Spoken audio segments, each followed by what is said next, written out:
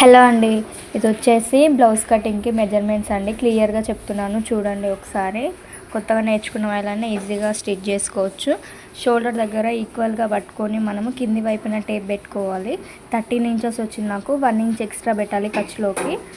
ఇది నడుం పార్ట్ అండి. నడుం పార్ట్ ఈక్వల్గా మనము జాయింటింగ్ చేసుకున్నది ఉంటుంది కదా, పట్టుకొని ఫుల్ లెంత్ వచ్చేసి మనకు 16 ఇంచెస్ వచ్చింది. బ్యాక్ పార్ట్ మిడిల్లోకి చూసుకుంటే 8 ఇంచెస్ వస్తుందండి. చూడండి 8 ఇంచెస్, 1 ఇంచ్ ఎక్స్ట్రా పెట్టుకోవాలి. 2 ఇంచెస్ మొత్తం 3 ఇంచెస్ ఎక్స్ట్రా పెట్టుకోవాలండి, ఎందుకంటే ప్లేట్ వేస్తాం ఇంకా ఎక్స్ట్రా క్లాత్ ఉంటుంది కాబట్టి. ఇది వచ్చేసి చెస్ట్ పార్ట్ అండి.